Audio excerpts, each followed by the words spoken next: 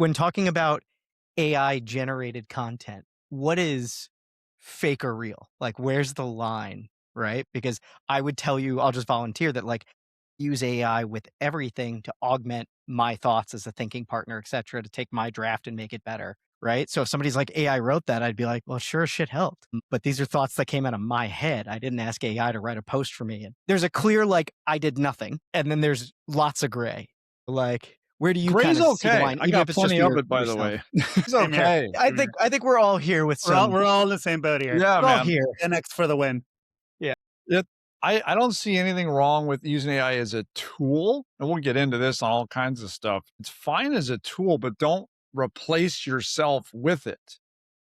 I think that's like, it's great to dialogue with it and try to brainstorm and idea generate and things of that. Like, that's fine. But don't just do like one simple prompt, let it write something out, copy and paste. What That- about AI for first draft versus, basically having you write the first draft and then putting it into AI and refine it? Do you have a strong point of view on which of those? I don't know if I have a strong point of view, but personally, I will write my first draft myself. Mhm. It's me, it's my thoughts. It might be raw. But like Adam and I are writing a book right now, and the whole thing, like, it's all our content. We're not using AI to write it. We're actually writing it, generating all the content ourselves. And It's we're a talking hell of about a lot Adam more Holt's work. asset map, right? Yeah. Just for everybody. It's a lot more work. But it's always been a lot of work, and good things come out of hard work. And so can AI be used to help augment? I don't know if the augment's even the right word, but to help with certain things, I think so, but I don't trust AI enough either. We don't Skynet hasn't taken over yet. Right. So it's not smarter than us, at least yet. Yeah, it's interesting, that thought of paid content, right? Like books. The thought of an AI generated book just makes me throw up a little bit in my mouth. It's just like if you're basically paying someone for their thoughts and it's not really their thoughts. And I'm sure there are 100%. a lot of ebooks on Amazon right now that are all AI generated, but like I believe it. I think it would just be so damaging to someone's personal brand if they did that. At the same time, on the other end of the spectrum, autocorrect is AI, and people use that all the time. So there has to be some middle ground that people feel For like, sure. For sure. Yeah. Yeah.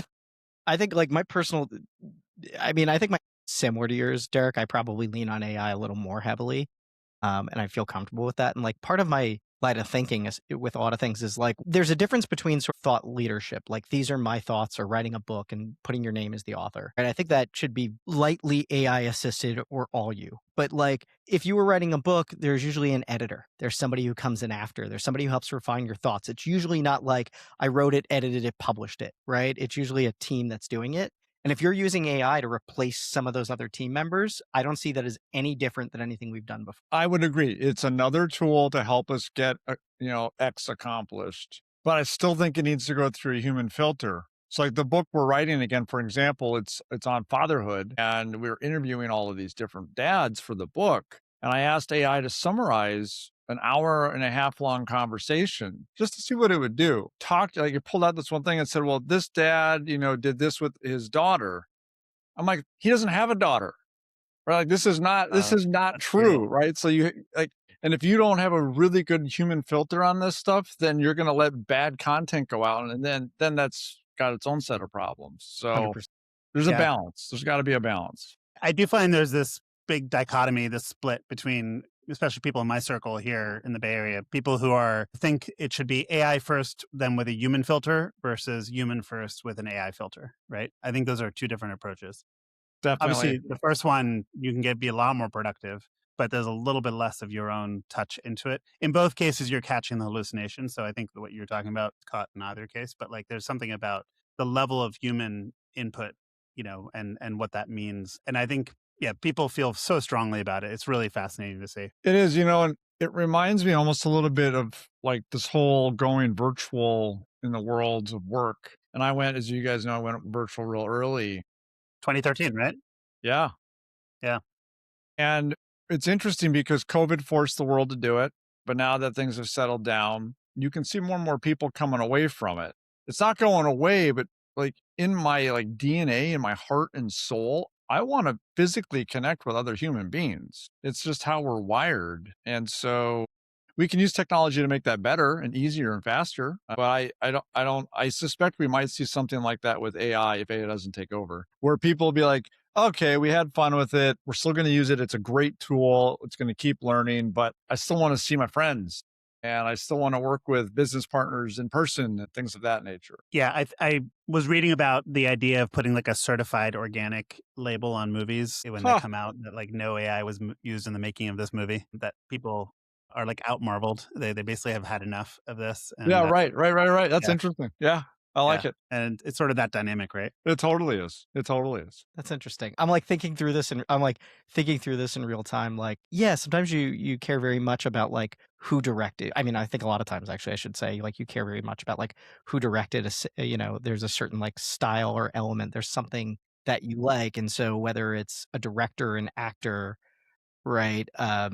What am I spacing on? The ones who write the score, the music, like the composer. Yeah, yeah.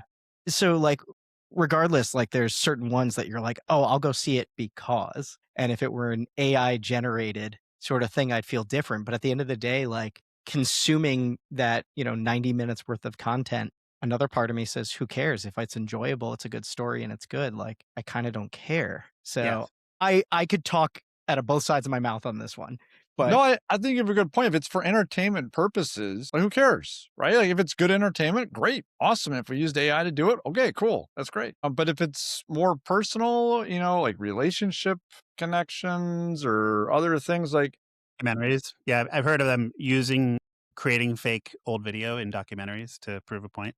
That's where it gets a little crazy. I don't like like that. Yeah, I don't. Maybe call me old school. Maybe I'm like 50 years older than I should be. I don't know, but Or bringing back voices of the dead, basically, or bringing back old actors, right? well, yeah. even that, like, so I've seen like people like where they take old pictures, that they like old Polaroids or even like old, film pictures, and then they scan it in and then they animate it. Yeah. Seen that, yeah. And Yeah, there's a I great don't, I SNL didn't skit on like it. that. I did not like how it made me feel. I'm like, that is weird. Yeah, it's Like, weird. yeah, that didn't happen, Yeah, right? right. That's Like not this is you're that's not not real. It's that's This is not real. fictional. fiction, That is right? someone I Yeah. care about, someone I know, and Yeah. that didn't happen.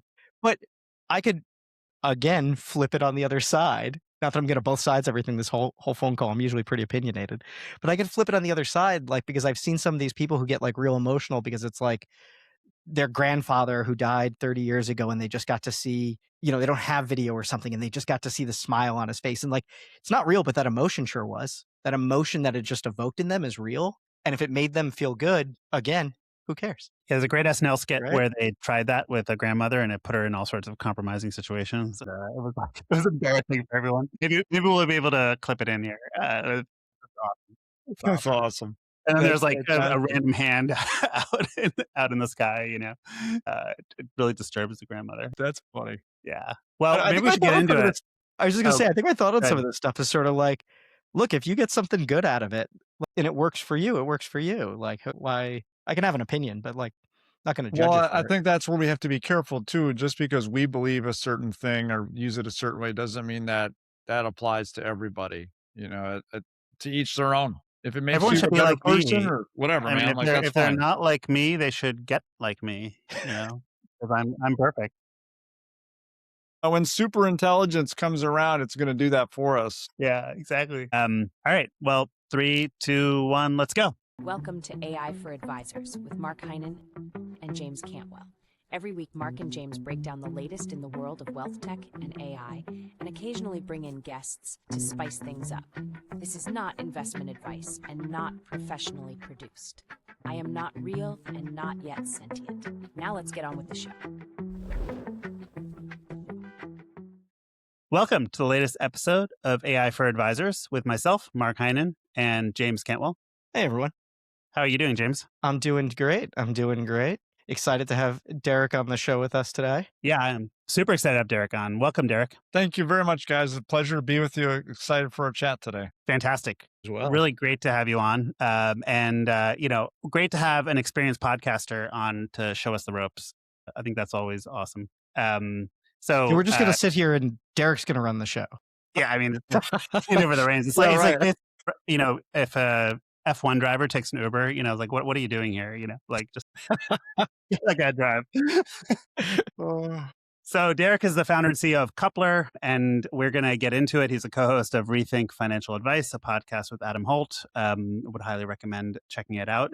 But yeah, first of all, James, want to get into, have there been any new technology developments you've been excited about? Anything you want to share? I feel like I already know what you want me to say, and you want me to talk about Claudebot, aka Moltbot. And the answer is yeah. You told me about this thing before the hype started. I looked As at it, always. but didn't have time to play with it. And like, oh my God, I'm having so much fun with Claudebot. My wife hates it when I'm like coding from bed or doing something on my phone with Claudebot. But yeah, it's been a blast. Do you want to explain what it is, or? I'll try to explain what it is. So Claudebot, Clawdbot. Now Moltbot, MOLT bot. It started as Claudebot, and then Anthropic got a little bit upset that there was confusion out there. So apparently someone reached out to the organizer of the project, who's Austrian, and said, can you please change it? And he changed it to Moltbot. Basically, this guy who had started a company, ran it for 13 years and left, was bored for a while. By his own admission, was just spending time and money on blackjack and hookers. That's a direct quote. I did not know that, but that's hilarious. And then just was not excited about coding at all. And then all of a sudden with AI, he got into it. I think his previous company was not AI related at all, and decided to see if he could create a personal agent. And his general vision was like, there isn't anything out there that actually achieves being an authentic personal agent. I want to be able to, from my phone, via whatever messaging app I use, ask my computer to do stuff and have it just go out and do the thing with no friction whatsoever. And that didn't exist. And he said it's actually not that hard to build. So he created a project on GitHub, an open source project, and he basically shipped this thing, which is effectively an application you load onto your computer, and it effectively has the ability to then activate applications, browse the web on your computer, and you can actually run it from your phone. It hooks into a WhatsApp gateway, your iMessage gateway, so you can actually text it on Telegram, WhatsApp Signal, whatever you want, and you can tell it to do things, and the computer then goes off and does those things. And the exciting and the somewhat scary part of it is that it has complete root access to your machine. So it can basically go off. It can actually start using Claude code on its own, right? On itself. On itself, Wow. yes. It can update itself, and it can go and update. I was building an application from WhatsApp, and it was actually running Claude code, reading what Claude code said, and then basically telling me what it recommended I do. And there's a couple of really interesting parts to this. I mean, one is just the total access it has to being able to solve problems on its own on the computer. The second really interesting piece is that he really invested in building what he calls a soul doc, which is effectively a system prompt. So really giving it guidance on how to be relatable as an agent and how to I mean, have the a lot naming of autonomy. convention's good too. Yeah. Right? Like Yeah. soul, like the Oh, soul it's of the fantastic. agent. Well, I guess Anthropic came up with that idea of soul doc, but I think it's awesome. And so, I mean, it's really something that Silicon Valley has gotten very excited about. People are out buying Mac Minis because it has root access to your device, are putting it onto separate devices. The idea is you could just leave a device running and interact with it via WhatsApp. I think people are setting up VPSs, so virtual private areas where they can run this thing and experimenting, which I think is what you did, right, James? Yeah, so I just wanted to like tinker with it. So I set up a virtual private server, put this thing in the cloud, and I'm just like periodically expanding what it has access to. I either use the desktop app to connect to it, and it's kind of like a Claude or OpenAI ChatGPT experience, or I use Telegram. I added a voice to it. I gave mine a personality. I'm a big fan of the adult cartoon Archer. So I made mine Archer, and I was trying to create a Archer voice on 11 Labs. And while technically you can, apparently cloning somebody's actual voice that's known like that is kind of a no-no. Shocker. So I'm going to get a Archer-ish voice going for it. But I literally have asked it to change voices. I've asked it to install skills. I've asked it to design workflows. I basically told it, like, I gave it some instructions on how I want to balance work and life, like kind of tasks and be reminded of certain things. And it schedules things. That's another thing that like some of the other tools don't have yet. And so, yeah, went and just built out a whole bunch of stuff. I set up a new Airtable account and just gave it access to just go build databases and stuff in a nice user-friendly Airtable. And it does it, and it's cool. So I'll probably have a code and do some other stuff, like real coding, and have it do some other stuff later. But for right now, I'm keeping it the heck out of my repos and that sort of thing. I'm tiptoeing into this. Are you guys speaking English? We should probably stop. I mean, we do get a little technical. Like, No, I think it's all But good. I think it's all good. It's AI for advisors. There's advisor talk. There's AI talk, right? I love it. So I love I it. think we can hopefully be a bridge. I took the opposite tack, James, where I started using it to build a desktop app for people to use this and to make it easier to onboard. And so I got very deep into learning about it, understanding it. And what's really interesting is that it includes skills, like you said, like there's a library of skills, which are effectively similar to the knapsack idea of naps, sort of pre-baked things that just work. You don't have to think too hard about how to prompt it.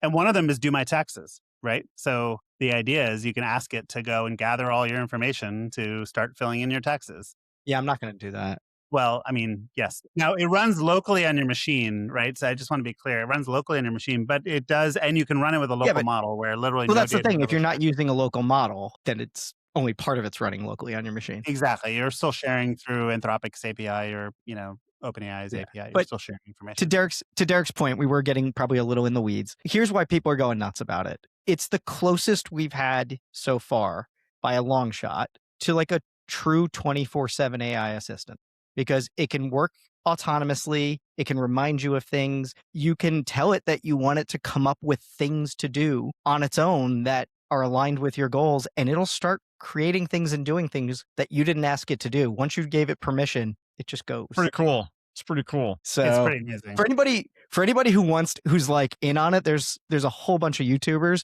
but there's one guy who's like super enthusiastic and he's kind of fun to listen to. Alex Finn, Finn. Check out his YouTube if you want to learn how to use it. He kind of throws caution to the wind a little bit, but he's super entertaining. He's got a whole bunch of videos that'll show you how to set it up if you want to do it. I don't think I'd set it up locally on my machine and give it root access, but setting up a VPS, he'll show you how to do it in 5 or 10 minutes. It's not challenging. It's $5 to $10 a month to run it. Yeah, it's pretty amazing. There's this funny story. This is the last thing I'll say on it, then we should move on. But there's this funny story where I was listening on YouTube. Someone was saying they actually were buying a Mac Mini and they were trying to describe Claudebot to the Apple person in the store. And basically, it's like, yeah, it's something that lives in your machine. It reads your messages. It suggests things you should do. It has access to your file, allows you to like, basically, it's like intelligence that lives in your Apple. It's like Apple intelligence. And he was realizing he was basically describing what Apple should have been doing this whole time and has not shown. The representative was like, I thought Apple hasn't done that. I was like, no, it's not Apple. It's like an open source repository. It's like, oh, it's a company? It's like, no, it's one guy in Austria who built this thing and open sourced it and has no interest in monetizing it at all. And that he could see this, Apple representative just had no clue what he was talking about, right? It's all right. I think we just alienated like 90% of our audience too. Yeah, they're like, what, who is this person and does he need a financial advisor? So let's go ahead and move on to the main event here. Derek, I guess I wanted to talk a little bit about the problem space that you're attacking and what basically your founding story and where you came from. So if I could sort of frame this a little bit, there are over 300,000 financial advisors in the US. Obviously, some are part-time, as Kitsis mentioned on our last pod, but most Americans still don't have a financial advisor and, number of problems, but one of the problems there is matching. And so consumers go to find an advisor tools. They have no idea what to pick. Advisors buy leads. They don't convert. So there's a matchmaking problem. And, my understanding is, one of the questions you were asking is, what if we matched the way we match romantic partners, right? Based on personality, values, communication styles. And so this is what we wanted to get into with you. And I think what's interesting is this core tension around, authentic human connection and AI being involved in the matchmaking. And so would love to explore that with you. So welcome. And I'll just start with a very simple question, which is, I thought you already asked a couple of questions. I'm throwing out a bunch of questions, but my main question for you is, you call yourself a recovering financial advisor. So what exactly are you recovering from? It's a really, really hard profession to get started in and be successful. I did not start off with gray hair. It takes its toll. The amount of rejection an advisor has to go through to make it is tremendous. The hours are terrible. The inconsistency of paychecks really wears on one. And so I've seen so many advisors fail out of the business. And so it's really, really hard. And I don't think a lot of advisors starting off realize that. They're sold a very shiny, beautiful car, whatever you want to call it. And then they get in and like, this thing's a jalopy, man. Like, this is not what I signed up for. And so it's a really rewarding profession, but it's really, really hard. And so, yeah, I'm recovering. I'm still like trying to get, recover from all of the stress, the long days, the not getting paid in a month, worrying about like I had to try to sell baseball cards at one point to pay my bills because I had nothing, right? It was just Yeah. I mean, it's interesting that running a tech company is detox from the stress of becoming a financial yeah, I don't know if it's I detox. was gonna It's ask. I was like, is this I easier? I picked a different evil Okay. for Usually just replace sure. one vice with another. I did. You Yeah, don't really I guess quit I'm a glutton anything. for You punishment trade. for sure. Yeah. Hair of But the I dog. mean, if you're passionate, and you want to help people with with their money, it's a great profession to get into. But well, I mean, to your point about matching, we do have a massive matching problem. So when I started, it's 20 years ago. It's crazy. It was what's called Project 200. Mhm. Who are 200 people write their names and phone numbers down, and you're going to start calling them. You burn through that list pretty quick, especially when you're Project 200, at least for me, was really more like Project 75. I Mhm. made up all the other people just so it looked like they could hire me. You burn through that, and so like again, you're not connecting with people for the right reasons. And once you burn through that, then you're into cold lists, seminar selling, door knocking, and all of these old, cold, almost clickbait transactional methods of the past where you are clearly just trying to sell something. And when we're going through it in when the experience is created that way, unfortunately, you end up commoditizing the clients. Commoditizing people just has never worked out. It's just not a good model. Mhm.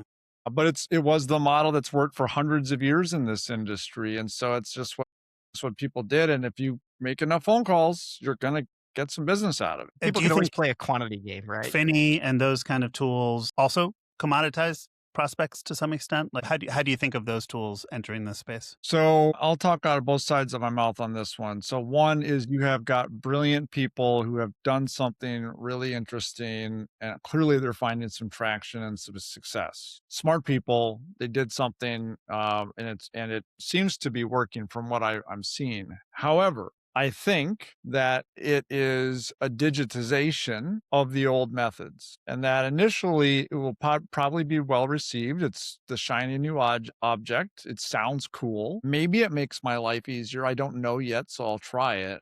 But at the end of the day, regardless of the tech, if the tech is still ultimately commoditizing the human being, and in some instances, that's okay, depending on the product or service that you're buying, fine. But money is super personal and private, and it represents our hopes, dreams, and goals, our ideals, plans for the future, and so forth. And that stuff really shouldn't be commoditized. And people don't open up with other people unless there's rapport and trust. And rapport and trust are not byproducts of a cold email, a cold DM in LinkedIn, creepy data scraping, Mm. my postal code. It's a product of human connection of like, do we have similar interests? Do we have Yeah. shared experiences?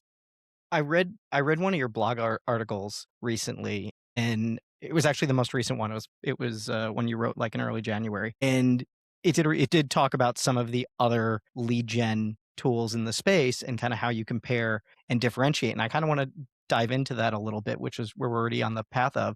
But I thought you did a really great job of explaining like what those tools are doing, because I'm a big fan of like Finney and the team over there. I like WealthFeed, WealthHawk, AI Identified, Catchlight, like all those tools. I think they all have a place. And I think to your point, to some extent, they're doing the same thing a little faster. Which this week I've been ranting about, cow paths and that sort of thing. And so I'm kind of anti just doing the same thing faster.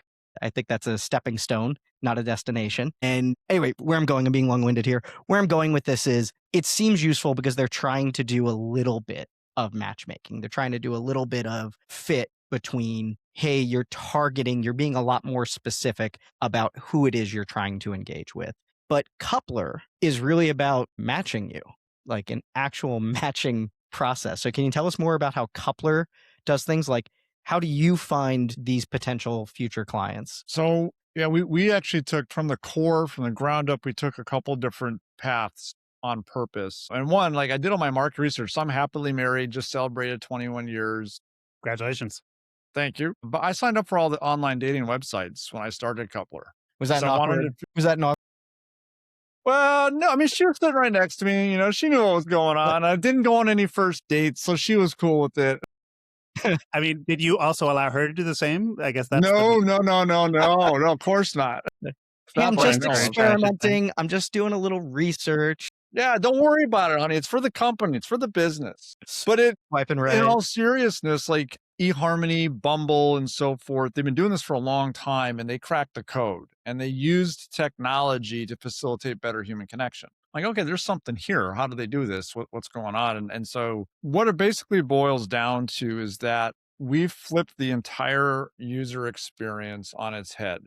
Consumers want help with their money. They look for it a lot every day. What they don't want is to be what I call pitch slapped. Don't call. Love it. And it's just like it's the whole idea of people love to buy, but they hate to be sold to. Mhm. And so at Couplr, what we wanted to do is we wanted to empower the consumer to control the experience and process on their terms when they're ready. Because when they do that, now we know we have an interested, warm lead that is ready to take action. And so, for example, you can't, in Couplr, an advisor cannot send a message to a lead until the lead initiates contact. It has to start with the consumer first. So it's So consumer you got driven.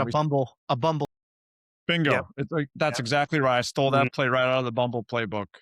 But it makes so much sense to do it that way. And I'll tell you, as an advisor of 20 years, I never signed up to be a prospecting ninja. I didn't want to cold call or door knock or run seminars. I wanted to sit across, the kitchen table and work with my clients, cry with them, laugh with them, help them solve their problems. That's what I got my education, like my CFP and all that for. That's what I wanted to do. I did not want to cold call. And so advisors don't want a lead generation solution, if you will, that actually makes them work more like that. And so we source our leads differently in the fact that we don't source them at all. So Couplr is a white label tool where we embed with enterprise partners. And so what's an enterprise partner? It could be a large RIA. It could be New York Life, Northwestern Mutual, Mass Mutual, The Hartford, Fidelity, Edward Jones. The list goes on and on and on. All of these companies have massive lead gen engines already running, massive brand awareness, credibility, all of it. But they have a massive lead conversion problem because they're forcing these people into a contact us form or, hey, put in your postal code and here are the top 400 advisors for you. Terrible consumer experience. Or firms are using technology. It's what I call creepy. They're creepy data scraping. And so now an advisor gets this information packet. Bob Jones just changed jobs and he's an alumni of this school and he donates money here. And, his mortgage balance is this and he just bought a car and he has 8 kids and all this stuff. Everybody So loves now when you know that about them. They've never talked to you before. Imagine Right. if in Not weird at dating, all. that's what happens. Like someone approaches you at a party. It's like, well, I saw that you recently, had a relative who passed away. Yeah, right. Yeah, totally. Like I'd read the I think your antenna would obituaries. just go up there. It's just so creepy. And so now I just get an email saying all that stuff. Like now I'm kind of freaked out. Like who has my information? Yeah.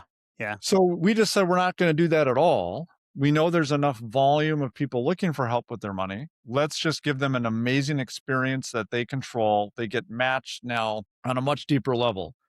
Personality traits, preferences, communication styles, shared experiences, shared interests, all of these things that form human connection really, really quickly. So like, for example, how often do you go to a networking event, a social event, a dinner party, whatever? And how often do you ask those people, especially new people you meet, so what's your zip code?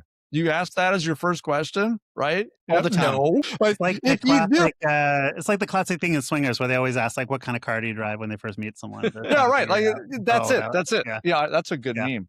yeah. And so like that, Fantastic. if we don't do that in real life, why would we do that with technology and create this really awkward, bad feeling first experience, this first engagement? So the consumer's gone if they're in a situation like Yeah. Well, actually, I wanted to ask about this because, I mean, one thing I found remarkable is your co-founder, Meg, has a PhD in personal financial planning and works at Shaping Wealth. So my understanding is you have a behavioral scientist sort of in the co-pilot seat with you. How does that shape the product differently? What does the research actually say about what makes these relationships work? she could nerd out on this forever.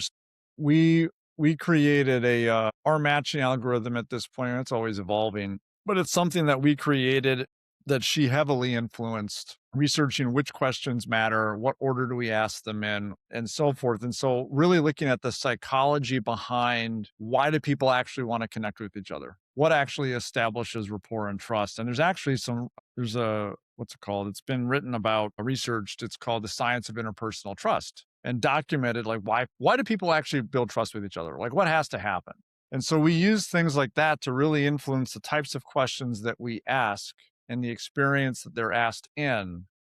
And Meg was really instrumental in that, in figuring out like how do we actually get into this person's brain in a way that makes them feel really good about the process. Like I've watched demos where like people smile and they laugh going through the questionnaire and they feel good about, oh, this is great, and they control it. They don't have to give up all their information right away. And so it's human psychology is fascinating. And my background's anthropology and archaeology. I studied humans, and it's just like there's a different way to connect with people. Can you give us a flavor? Like what kind of questions are asked?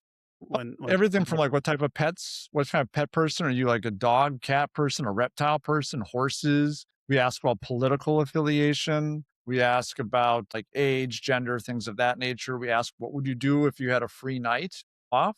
How do you feel about money? Can it buy you happiness? How do you feel about travel? Do you like to travel? Do you international travel? The list goes on. There's like about 30 or so questions that we go through, most of them qualitative. We don't ask your net worth. We don't ask, your 401k balance. We don't ask your income, because none of that's relevant yet. That only becomes important after the consumer's like, man, I really like James. I want to work with James. Now the floodgates open and they're like, here's all my information. Let's go. But they don't want to open that floodgate until they actually know there's like, hey, man, he's going to understand me. Yeah, I think getting to that next level of understanding is really important. I do remember when we were first launching the Knapsack Note Taker, we had to test it on a whole bunch of sample financial advisor training meetings on YouTube. And those advisor meetings always had like the, people pretending to be a client. And the clients always were in their late 50s, loved wine and played golf all day and were into sailing. It's like this like archetype in people's heads. And then I looked at people's websites and they always talked about people out sailing and drinking wine, right? It's like the only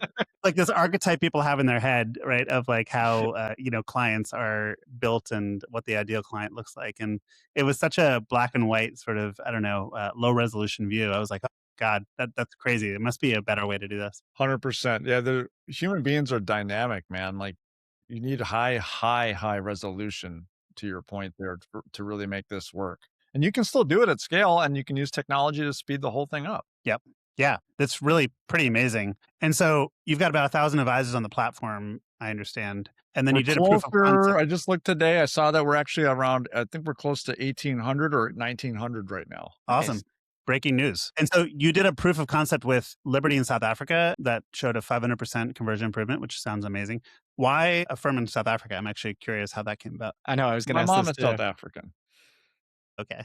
What's that? My mom is South African.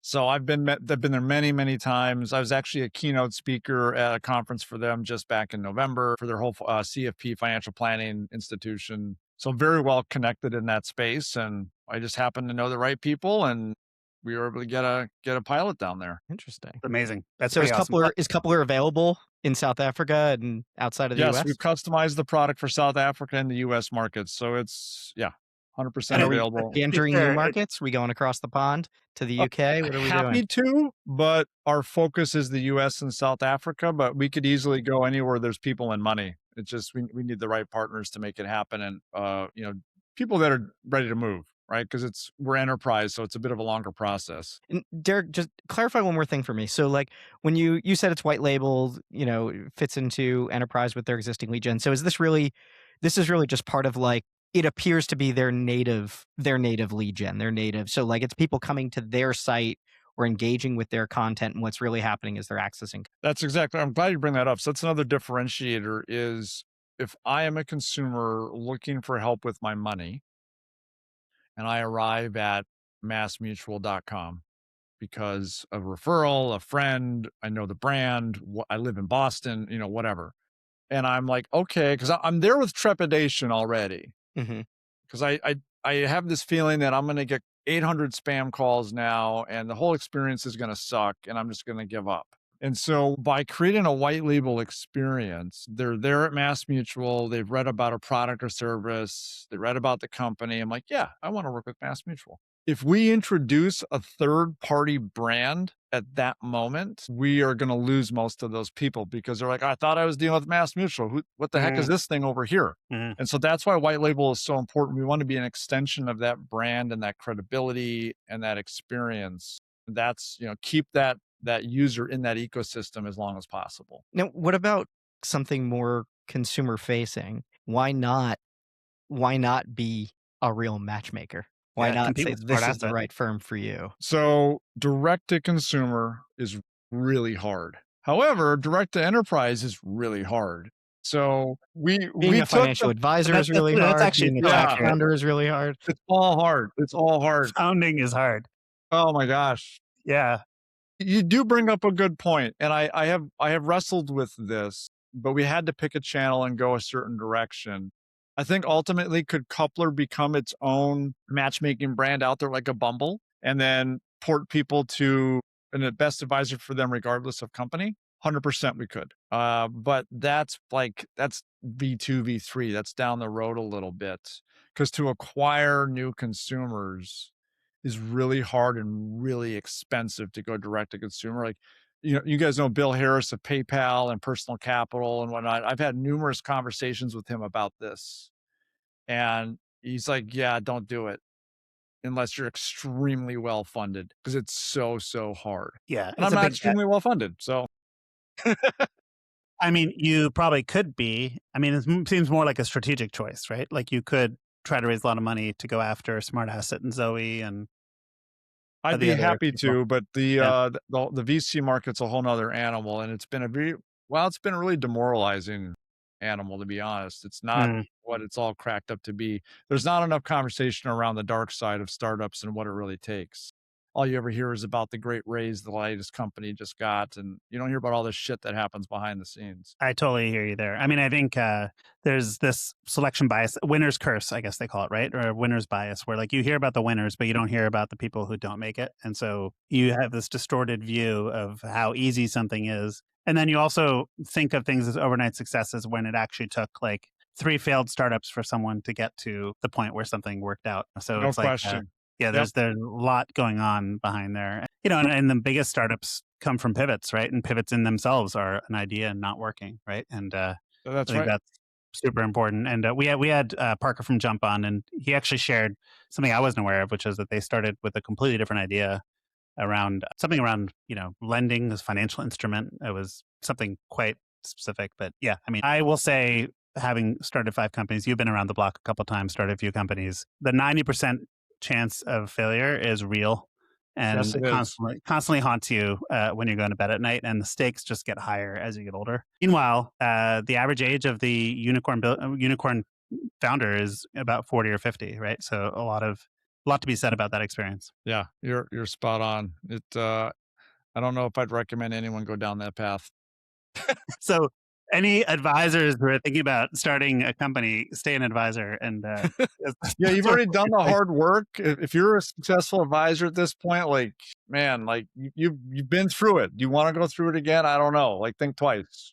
I'm talking to like an increasing number of advisors who now, and I have my own thoughts as to why, but now are very interested in becoming a tech-enabled platform, right? Now their idea to grow is not to continue to add more clientele that way or to acquire, but to become a platform that others use. And so I'm seeing more and more people ask me about how do I do this? What would it look like? How would we build this? And a lot of times my advice is like, no, you don't want to build that.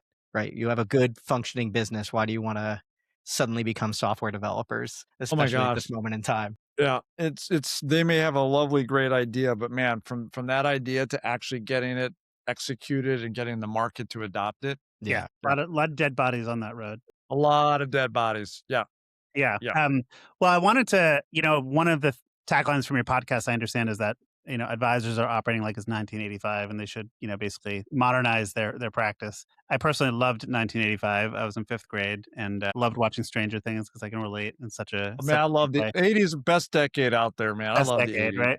Yeah, And I'm love the 80s. wondering, some of the people you're pitching, I'm wondering if, they pride themselves on building their own client base with referrals and networking and organic growth. And I know with Connector, you actually taught advisors to build their own brands. You were sort of in that mode. And now there's like a different approach, which is like, well, actually, you can do something algorithmic. And I'm wondering, do you get resistance from advisors where they're like, no, that seems inauthentic, inorganic. I prefer the old fashioned way. Or do you feel like there's such pressure to grow the practice that people are open to it? I think there's pressure. I also think there's appetite for the newer generation of advisors coming up. Mhm. They're worried that they're going to get left behind if they don't start evolving. Now, for the older advisors, late 50s, early 60s and beyond, the urgency just isn't there as much. However, I would say, like, if they want to sell their practice, they should probably be somewhat tech enabled because the newer generation's not going to want a filing cabinet and yellow pads. Mm. So you got to be ready for that. So Connector, it was about branding, but it was also about taking like your practice and leveraging tech and working virtually and really just evolving how things were done. And so with Couplr, yeah, we're algorithmic matching. We want to help speed up that whole process, but we want to be an extension of that personal brand, of that human bit that you've already created, and then help them leverage that. I don't want to ever replace the human. We're doubling down on the human, but we're using technology to do that a little bit faster. Sorry, I got the sun creeping into my face here. And so you bring up an interesting point, and I haven't thought about it before. I could see there being a bit of a dichotomy there, but if I'm an advisor and I want to grow, I hate cold calling. Mhm. I hate, paying for a lead that's been sold to 3 other advisors. I don't want to do seminars. I do want to build my brand. I mean, with this push to independence, more and more advisors are really focusing on brand and marketing and all those Like their things. So how personal can we create brand. Yep. it's just the way that things are shifting. That's the way that they're going. So how can we help them with that and be an extension of it instead of replace it or make it feel cold and clickbait? Yeah. And when advisors ask you how much AI to use in their emails or their outbound communication, their LinkedIn posts, their articles, newsletters, what do you generally tell?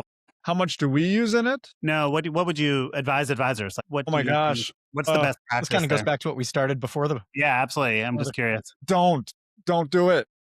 Don't do it. Hard no. I get so many. It's funny because I am still an advisor. I have my own RIA and I get so many DMs from advisors. You can tell it was a canned DM that they never even sent themselves. It was automated. And I'm like, bro, what are you doing? Like this is not a good representation of who you are. You should not do this. And I am less inclined to talk to you now because of it. I think there are just certain things you should not replace with technology, and that being yourself. There's tons of back office stuff that should be done. And I have no problem with like email automation and all that kind of stuff, but there should be a human contact there somewhere. And usually the first contact's the best one to be the human in. Mhm. So like this book we're writing, we're doing the Sir Richard Branson. I've got some pretty interesting, well-known fathers from around the world in the book Mhm. that I cold called, but I did it me. I reached out, human, personalized. Yes, it took more time and work, but it worked. And That's real quick amazing. sidebar, didn't you and a group of other fathers go out to Sir Richard Branson's island? Is there We've done it some 3 times. Yeah, retreat? we just got back last week. Okay, nice. Yeah. That's great. Tell us about that. What's that experience like? Oh man, it's I still have to pinch myself. It's for a group we call Rebel Dads, and it's all about helping dads become better leaders at home and work. And so we have these pretty special gatherings, we call them, on Necker Island. Richard's quite a bit involved with our conversations and whatnot, and it's just sharing, all these different stories and life hacks and everything on how to be better. And it's all human, right? It's all human. It's pretty How does awesome. one join Rebel Dads should someone be interested? I mean, I'm a relatively new dad. I'll take all the advice. I'm drinking, I'm ready to drink out of the fire hose. It's the best Kool-Aid you ever drank for fatherhood, I'll tell you that, and entrepreneurship. I mean, the guys we have that go to this thing, we have some that are earlier on in their careers and some that have had 9-figure exits, but you'd never know it looking at them. There's no ego. You have to check your ego at the dock when you get there. We've got some really cool things in the works for it, but you just go to rebeldads.com and you can learn more. And that's REBL. We had to spell it like a tech company. So Yeah. I'm part of Conformist Dad, so I can't really join, but it sounds pretty amazing. Yeah. So I guess I'm curious as we dig in. By the way, Richard Branson, my favorite entrepreneur by far. pretty awesome. I actually started my first company in London and was like just infatuated with how he actually got it done. Read all his biographies. So I think that's amazing. I wanted to shift gears and go into our best of LinkedIn section. So, most weeks we just pull exciting things that have been posted recently on LinkedIn and just talk shop a little bit. And so why don't I start with a recent one from one of our recent guests, a gentleman by the name of Michael Kitsis. I've heard of him. Something about blue comes to mind. Yeah. Is a free association with blue. So, so let me go ahead and pull this up. Oh, I need to share my. Okay. Nope. You got it? Is it working? You're sharing all of Riverside and into infinity. Into infinity. Yeah. Yeah, let me actually And beyond. do this differently. I'm going to do this differently. That's awesome. I used to, as a kid growing up, the bathroom my brother and I shared, it was like a double vanity, but they were opposing each other and each had a mirror. So it was infinity every time you looked in it. It was pretty funny. I like that. Okay. Maybe we could get someone technical on the call, Mark, who could help us figure out I how know. to share our If screen. only there are people who knew about technology on this call, that'd be great. So I'm going to go through my DMs first. Okay. So yeah, I mean, let's talk through this post. I'm just going to summarize a little bit. Kitsa says, okay, advisors, who's really doing what with AI in their practice at this point? I'm finding there's a common theme in conversations about AI with advisors these days. Everyone believes that someone is doing really cool stuff with AI in their advisory practice, but isn't sure what to do with it themselves. Except if that's really how everyone feels, then no one is actually doing much with AI. So the question is, who's really doing some cool stuff and what are they doing? I'm not talking about buying an AI related piece of software like Jump, Socks, or Altruist, or Knapsack off the shelf necessarily. Nothing wrong with these solutions, but I'm looking for, we use Gemini, Claude, or create a custom GPT or those kind of things. So he basically has this chart down here, and for the listeners, effectively, ChatGPT wins out by 61%, followed by Gemini, followed by Claude, and then followed by other is at like 12%. So the reason I want to bring this up is because there was this conceit, I think, all the way in that, we need vertical AI for things to be effective. And of course, Jump and Zox are that, but there are a lot of other vertical AI tools out there. And the question is, have any of them broken through to be someone's daily driver? And I guess my observation from this is maybe not, right? Like it seems like ChatGPT is holding pretty firm here. And I do hear people talk about it all the time on prospect calls. I also hear people call it chat. There's something interesting going on where, like, I think financial advisors, lawyers call it chat, and then people here in the Bay Area call it ChatGPT. It's interesting. I have been hearing That's that. interesting. Yeah. Derek, what's your take? Yeah. I mean, like, So my take is really interesting that people say they're concerned about ChatGPT, but then in actuality, they use it all the time.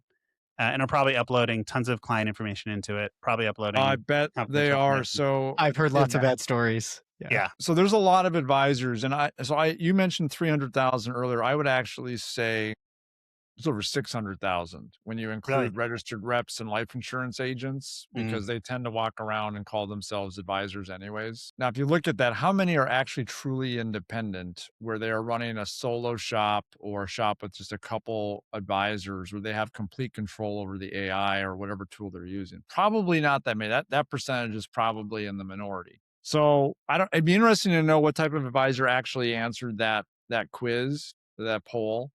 So I bet you're right, though. ChatGPT is probably the most proficient one out there that's being used. Most broker dealers, compliance departments probably don't know that it's being used at all. And I don't know how well it's being used. I sure hope that advisors are not like saying, how do I do a Roth conversion? You should probably know that and not just rely straight on, ChatGPT for that. I'm sure someone's asking that, right? But I think I'm it's sure more like, someone I got this email from to what we're talking about before. I got this email from my client. I don't know how to respond. What do you think I should do? Right? I think that's probably. I mean, in the old days, you would find a consultant, you would find a book, go back at your CFP information, whatever. You'd figure it out, you research it.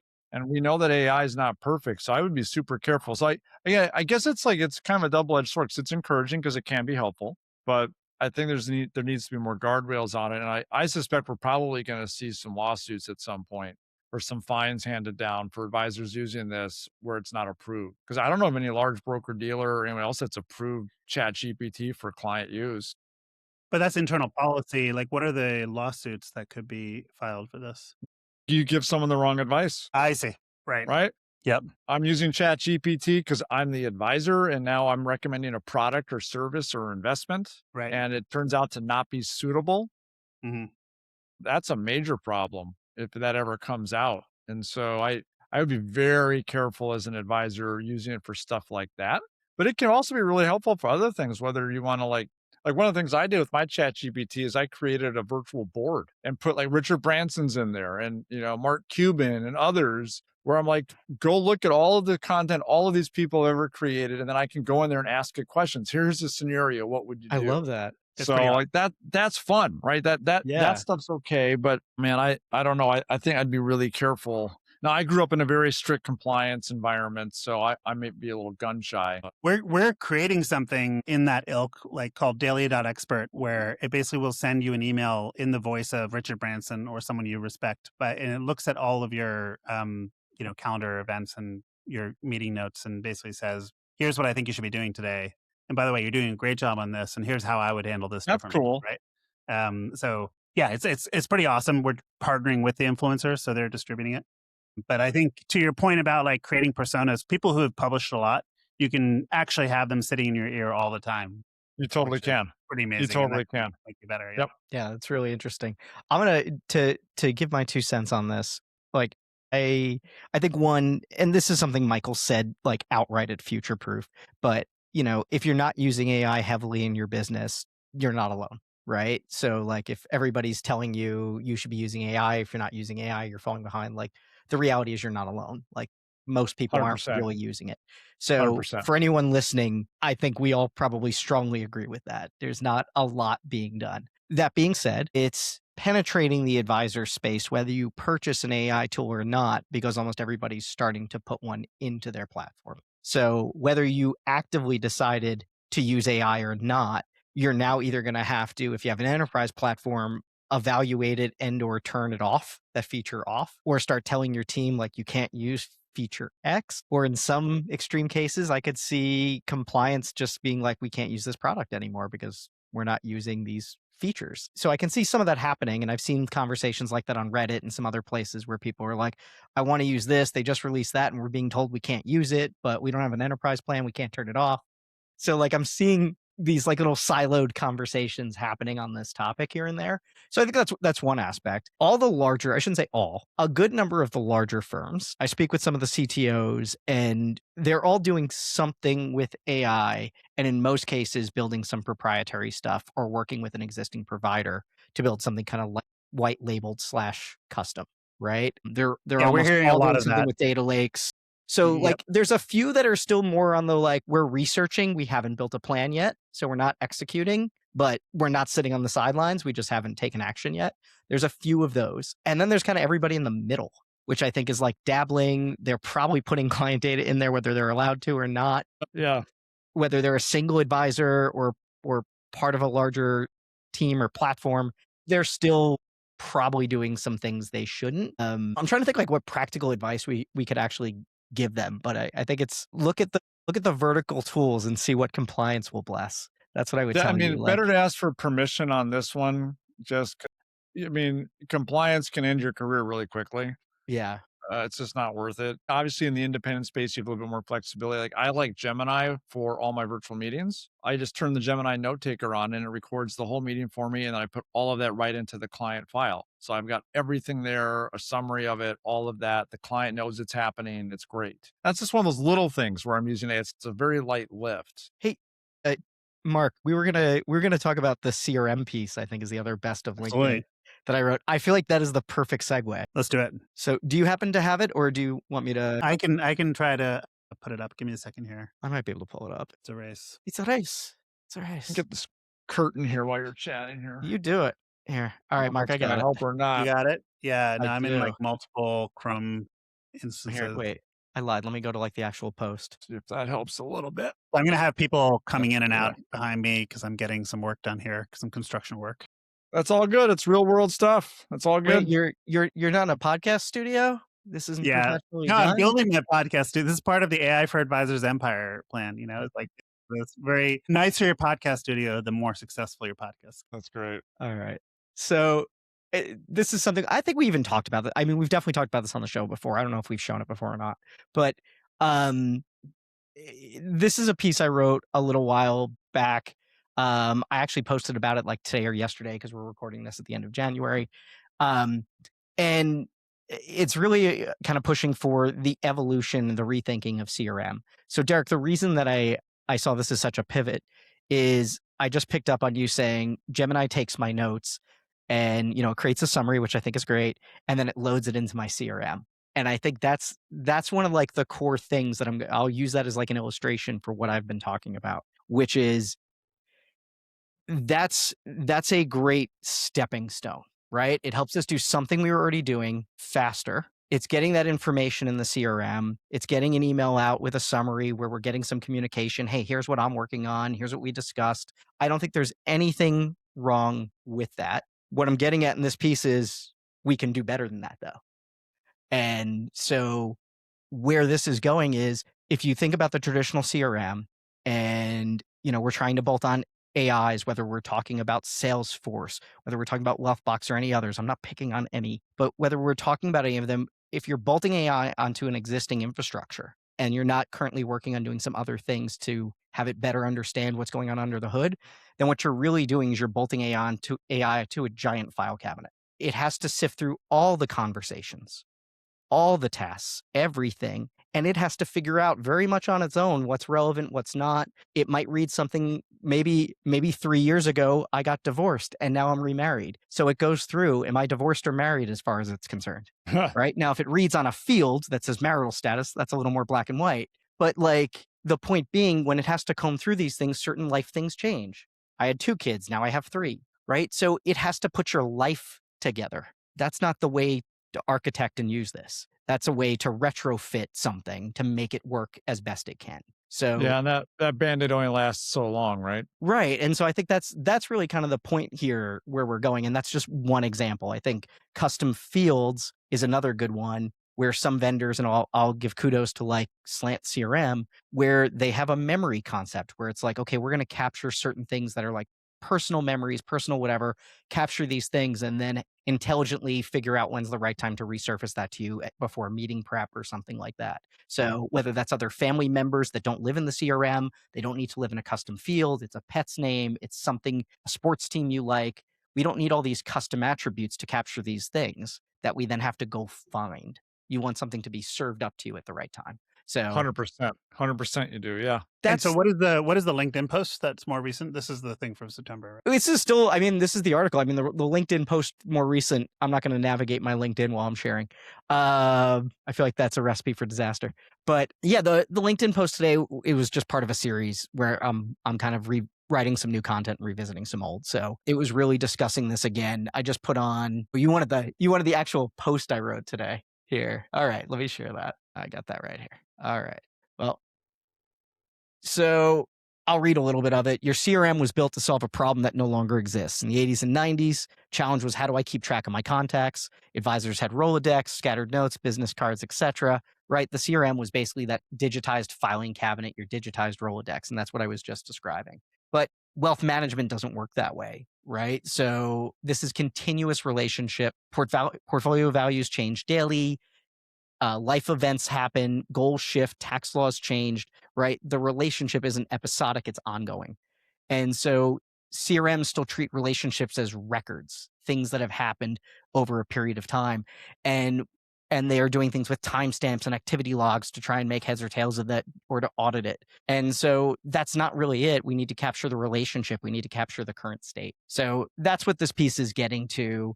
I'm bringing it back because it's been getting lots of attention, and why not? I've been kind of pounding the pavement a little bit on this whole, paving cow paths sort of analogy. And this may look a little like a Chick-fil-A cow. I'm not sure, but Yeah, I'm loving the cow thing, and I think I'm gonna have lots of cow posts. And we've gotten some interesting reactions. I got called out by John Rourke. He wants me to get in the arena. Got some nice kudos on some other things. Yeah, so I have to Um, ask you, are you and we got building a some other cow CRM? stuff going on. I have to ask you the classic question for our podcast. Are you building a CRM? It's a really good question. And I guess it's time to make the announcement.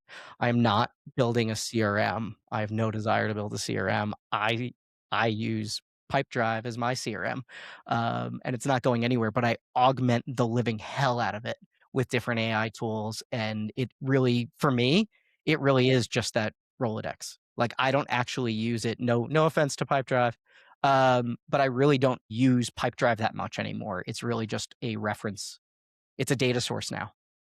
I've built things Yeah, on top to just leverage the data source. So for me, I don't live and breathe in my CRM anymore. I think of the Yeah. CRM as a data source, but I also would probably make the argument that CRMs are still fairly well positioned to basically 100%. take on the next wave. I think what you're talking about in terms of building this memory, building more data connections, pulling in from email and other data sources. I think with MCPs, Model Context Protocol, with other sort of new ways of ingesting data, and with AI using that data, the CRMs are really well positioned to basically pull in that information. And I think a lot of them are developing very fast in that direction because they have to. I know that a lot of CRM stocks got pummeled over the last couple of weeks because coding tools are so prevalent, and people think they can just build their own CRM effectively on top of I their gotta be email and honest, I other. kinda wish I dove in and just doubled down and bought some CRM stocks, 'cause I'm not negative on CRM in the short term. I don't know that I'd be a buy and hold on Mm. this, but I think they're not going anywhere anytime soon. I think there's plenty of opportunity for them to remain pretty core. I think there's a lot of inertia, they're sticky, they're not as hard to switch out as they used to be, but, like, the reality is, it would take if everybody decided today they no longer wanted to use their CRM, it would still take years and years to move off. It would. Yep. It I would. So, totally agree. Yeah. it's not Yeah. going anywhere fast, and I'm not trying to kill off the CRM, I'm trying to evolve it. I think there's difference between bolting on AI and basically infusing AI throughout the experience. I think that's the distinction I would draw. So I totally agree bolting on is not the answer, but I also think infusing it. And also, I think the one reason why Salesforce and others are feeling the heat is because people are using Claude Code and those kind of tools to create their own experiences. And it's getting easier and easier to do that. And I think what's probably going to happen is that these tools are going to, CRMs are going to start using those vibe coding tools to actually create custom experiences for their largest customers really fast, right? They're just going to use the technology to do what they do better. And if what they're doing is being a system of record, they're just going to be the ultimate system of record with custom UIs. So There's I feel like there's still a lot of strategic advantage to where they are. so there's one vendor, I don't know that they've fully announced this, so I'm not gonna mention their name, but there's one vendor I talked with, and with their platform, they pretty regularly get customization requests for what they have. And so what they've said is, for basically a small fee, they're just vibe coding you something, and they're handing it over to you. And so, like, yeah, we'll build it the first time. We'll give you the code, just kind of an add-on surface. It works with our product, and it's yours. And that's it. And then now they're considering if, like, there's any sort of ongoing service and that sort of thing. But I don't think that's, I mean, I don't know if that's a good long-term model or not. I'm not gonna comment on it. I I'm think not we're really going to see sure. a lot of that, But I honestly. We're like going to it. see I so much I of like that. the Yeah. idea that they're like, "Let me quickly deliver you something custom so you don't you don't feel like you have to leave to get something different," right? It makes my product a little stickier, and you get exactly what you want, and I don't necessarily have to build it in the product for everybody. It's an interesting concept, and I'm very curious how it works out for them. I think that's the direction things are going to go. Should we move on to lightning round? Yeah, let's do it. Boy. Here I we didn't go. realize I didn't realize what time it was. Yeah, we're getting on Having here. fun. I mean, I think I'll take one that we did not include on our little primer doc. It was a really getting you cold here, but it is one that we found was pretty awesome with our other guests. So, most overhyped and underhyped thing right now in AI or the advisory community. Boy. Most overhyped or underhyped? Yep, or both. Overhyped. Boy, yeah. You're catching me completely cold on that. My gut tells me it's some of these AI prospecting tools are overhyped. Okay. I think that they are not what they maybe appear to be. I can't substantiate that, but there's a lot of press, there's a lot of talk and buzz about them. But when you talk to the individual advisors about experience, it's not what you're hearing in the mainstream. They're quite opposite, actually. That's All good to right, I hear. like that one. And what about underhyped? Can you think of anything that's underhyped right now that you want to share? Underhyped. Yes. Do you have a tool? Maybe another way to ask this question, is there like a tool you use all the time? You're like, wow, I can't believe more people aren't talking about this. This is really Which pretty brings My us interesting. back to camera's all Clubhouse. Let's messed spend up another 20 here. minutes talking about that. Now, well, we can start with maybe getting the right camera. Look at my camera here. You just went out of focus. I don't know if the I lens don't know got dirty what's or going something. on here. Hold on a second. Underhyped. What would underhyped be? I don't know. Now I'm stuck with my looking at this terrible. There you There we go. go. There we There go. you go. Yeah. There we go. That's It's better. all clear now. It's all clear. Okay. It's looking Yeah. good. There we go. Looks amazing. But what about building your own podcast? Is that underhyped? Oh, man, that Or if is you're that looking overhyped? for, if I think that might be overhyped. It's a lot of work. It's a lot of work.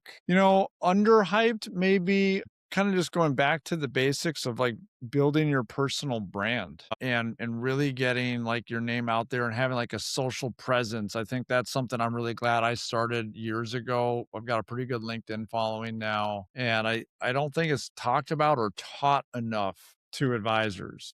So it's not really technology. I mean, you use technology to do It's a it. trend. Please don't use any of the cold stuff that's fake if you're going to do it. Please. I agree. It's super valuable. Your personal brand is worth something, and you want to get it out there. So I don't know if that's a great answer to your question, but it's I what think it's a comes great to answer. mind. I think you're 100% right. Because some people might argue it's overhyped, but I would agree it's actually underhyped. Not enough people are doing this, considering this unique time we're in, where you can get your personal brand out there faster than I mean, LinkedIn, only 1% of LinkedIn users create content. right.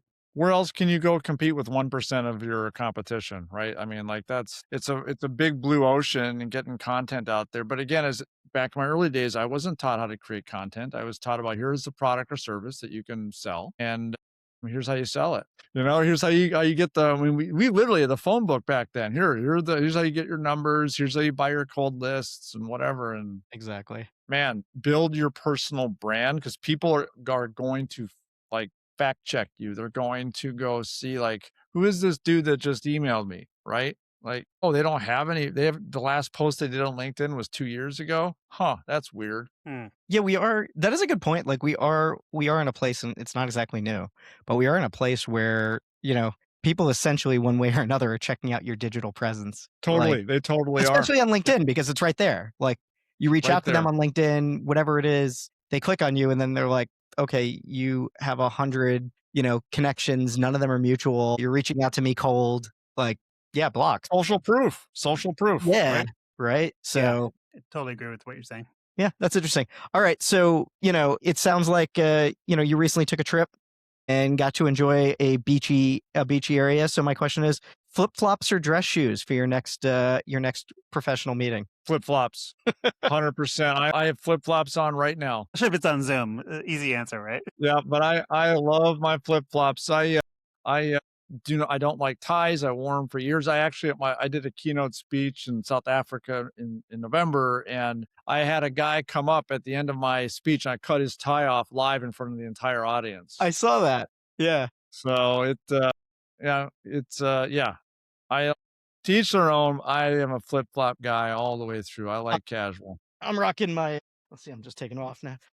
I'm going to rock my cowboy boots. Oh, dude, So, that's awesome. Okay, that's amazing. cool. All right. Yeah, I'm in I like Arizona. it. I mean, like, I live in a cowboy town. Yeah, man, that totally. See, I live by the beach, so you gotta dress the part, Very cool. Very cool. I'm all good with rapid fire, Mark. Unless you got anything else, I want to thank No, I Derek. think that's great. Let's go ahead and wrap it up. So where can people see you speak next, Derek, and how can they get in touch with you if they want to? LinkedIn is best. That's the best way to get a hold of me. I'm very active there, so just go find me on LinkedIn. I don't know if I've got any speaking engagements currently lined up right now. Well, they can hear you speaking on your podcast. I was just going to So say, what about podcast. Rethink Where do they Financial find that? Advice? Yeah, podcast. You just Google Rethink Financial Advice podcast. We got a bunch there. We haven't done any just recently because we got sidetracked with this whole book project we're doing. LinkedIn. And when are we going again, to see yeah, the great book? When's that place. coming out? We're trying to have that book published by, let me think here now, third week of May. Okay. Very cool. Yep. Is So this your first book, or have you done this before? first book. Good for you. Awesome. Yeah. Sounds amazing. It's been a really interesting, fun experience. Fingers crossed it goes out well, but you know how it goes. It's like yeah. Well, you already got a good brand. It's been great to have you on the show. Wish you nothing but success with Couplr and certainly the book. Looking forward to reading it and seeing you in person at the next event and more of you on LinkedIn. 100%. Yeah, thank you both guys. I really appreciate I love your style too. This is good, and it's advisors need to hear this stuff. So thanks for giving an audience and whatnot. I appreciate it. Oh, Thank we you very much. appreciate you. Thank you. Yeah. See you later. All right, Take guys, care, take everybody. care. Bye-bye now.